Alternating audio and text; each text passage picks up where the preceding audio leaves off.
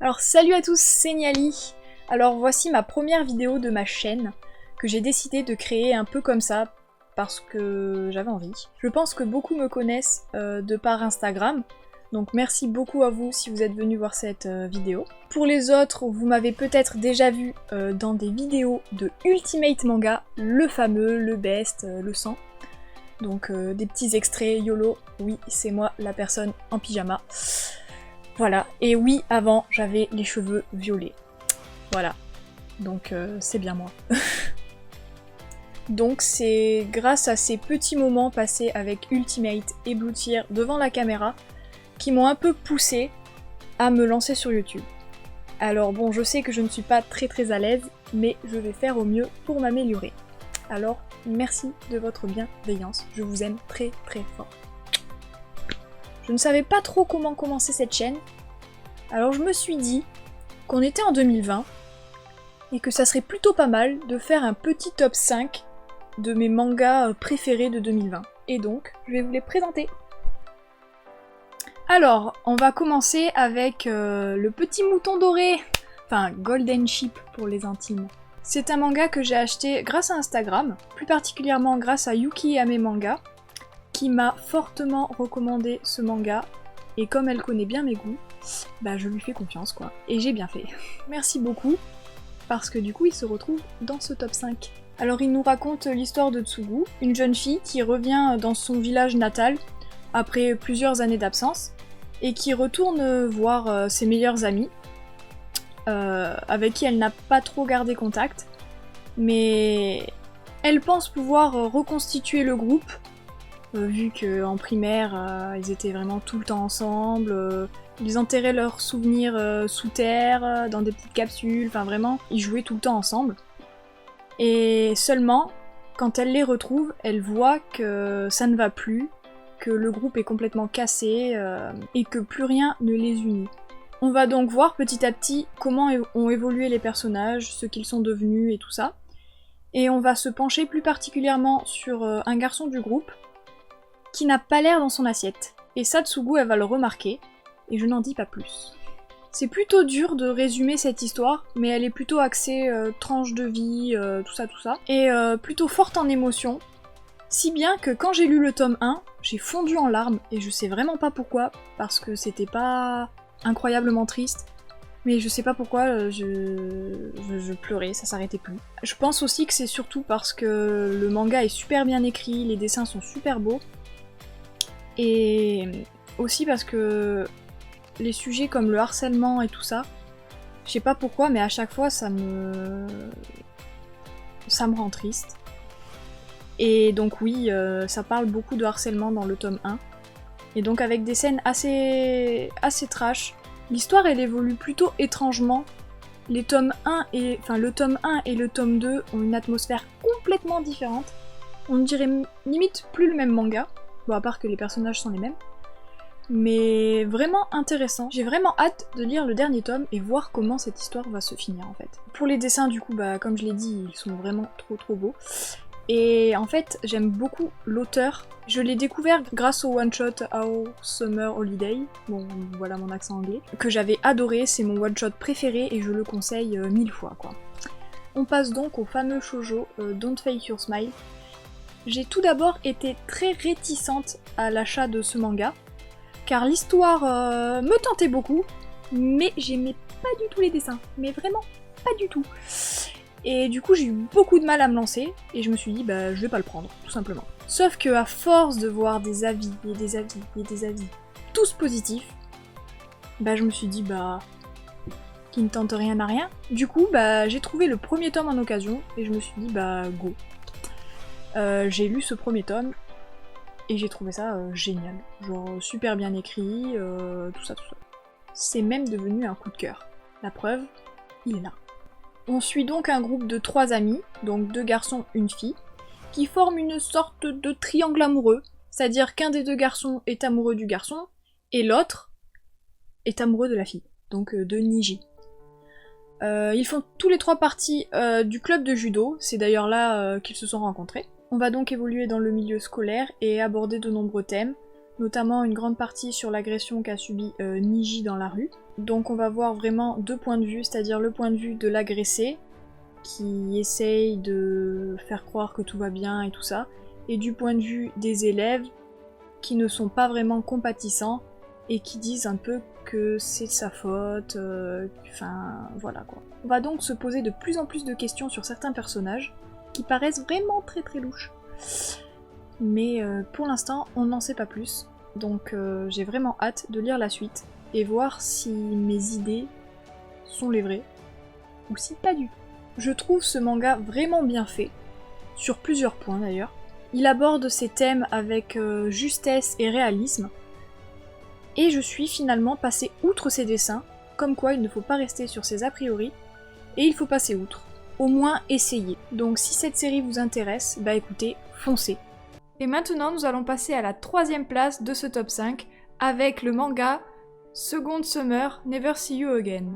Alors pour le petit résumé rapide, on va suivre l'histoire de Rin, qui est une jeune fille nouvelle dans son lycée, qui va tout bonnement décéder d'une maladie incurable dès le début du manga. Seulement, avant son décès, elle va devenir très amie avec un garçon de sa classe, qui s'appelle Satoshi, qui va, sans le savoir, exaucer le souhait de Rin, qui était en gros de former un groupe de musique entre amis et de monter sur scène.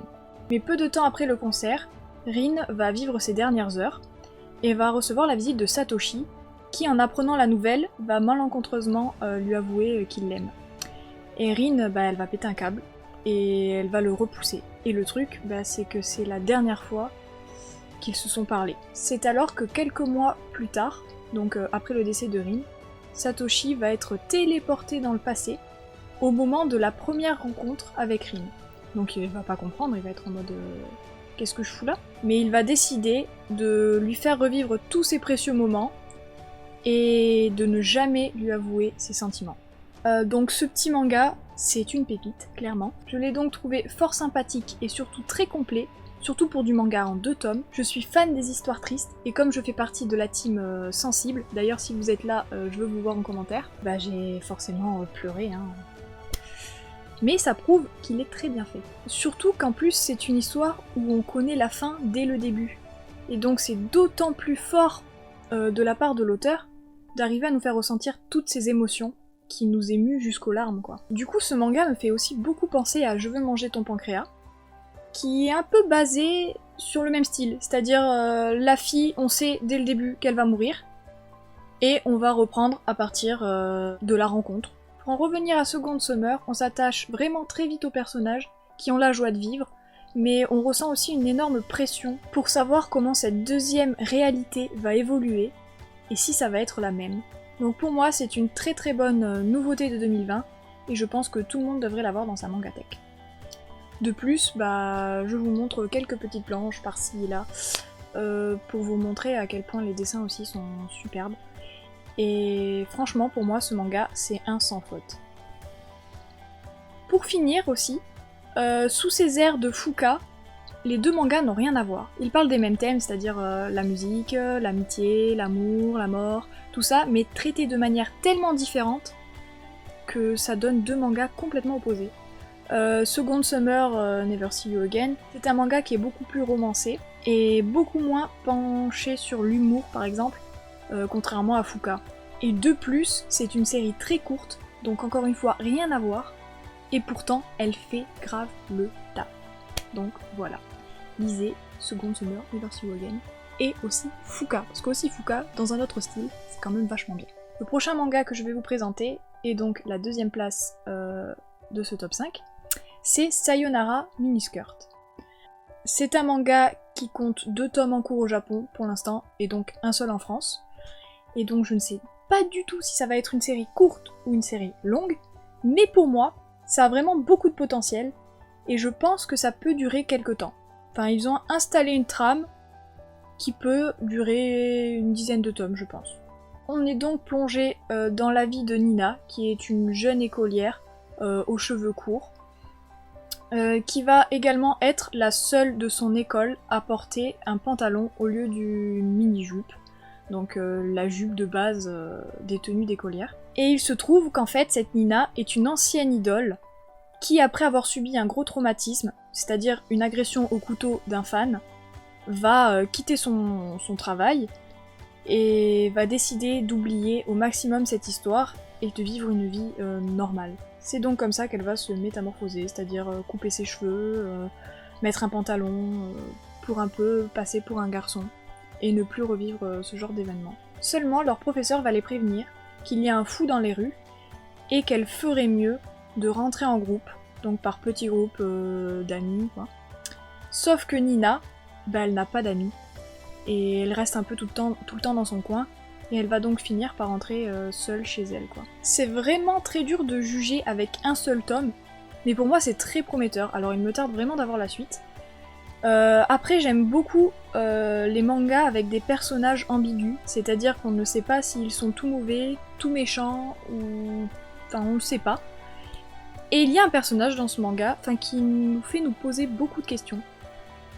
Donc j'ai hâte de savoir. Donc ce petit manga regroupe beaucoup de choses qui me plaisent dans les mangas, c'est-à-dire le côté idol star, j'adore ça, sûrement parce que j'ai été baignée dans Killary quand j'étais au primaire, et aussi le côté harcèlement, tabou, tout ça j'aime beaucoup, et là c'est plutôt bien mené, justement avec la star. J'ai donc vraiment hâte de voir comment Nina va s'en sortir, et va évoluer, sachant qu'elle a l'air de faire des choix un peu bizarres.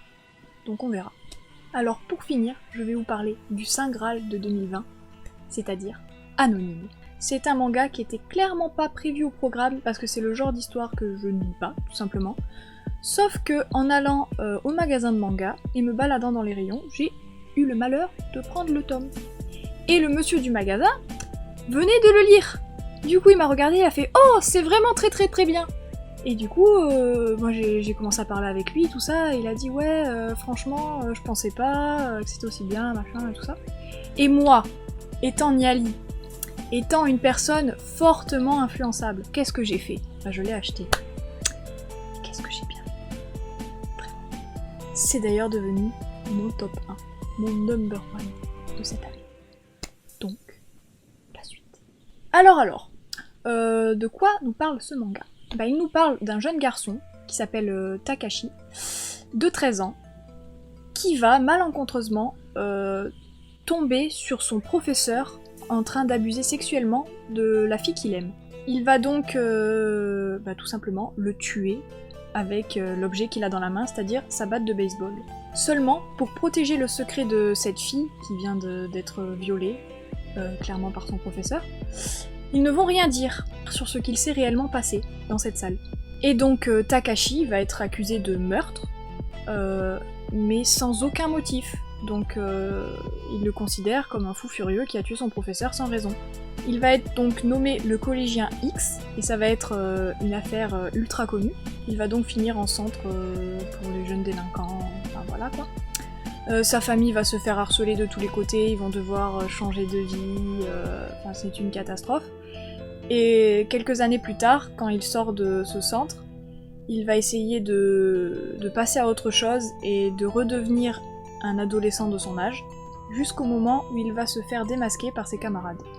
Et là, c'est triste. Je vous laisse découvrir ce manga, que vous allez forcément acheter. J'ai trouvé ce manga juste incroyable. Je suis passée par tellement d'émotions, de la tristesse à la haine, parce que certains personnages donnent juste envie de les gifler. J'avais juste envie que certains personnages disparaissent. Les dessins sont vraiment beaux, c'est le style graphique que j'adore par excellence, c'est-à-dire des têtes un peu arrondies, des gros plans, j'adore ça. Les expressions des personnages sont ultra détaillées, et on voit vraiment ce qu'ils ressentent. La peur, l'angoisse, tout ça. De plus, ce manga est fort en rebondissement. C'est-à-dire que petit à petit, ils vont nous changer un peu le synopsis, et on va apprendre de ces trucs. Avec le tome 2, j'ai lâché le plus gros « mais non !» de ma vie. Genre vraiment, j'étais en mode qu'est-ce qui se passe ? Donc j'espère vraiment que la suite sera à la hauteur des 2 premiers tomes. Vu que c'est un manga en 4 tomes, j'ai un peu peur que ça manque de développement. Mais bon, on va pas y penser, on va prier. Enfin bref, j'espère que vous serez nombreux à craquer pour Anonyme si ce n'est pas déjà fait. Bon voilà, c'est fini pour aujourd'hui et j'espère que ça vous a plu. Si ça vous a plu, lâchez le petit abonnement et lâchez le petit like, ça fait toujours plaisir, surtout quand c'est une première vidéo, ça encourage. Et du coup, on se revoit dans une prochaine vidéo, qui sera sûrement un achat manga. Parce qu'en décembre, la monnaie, elle va partir comme ça. Allez, salut tout le monde! La bise!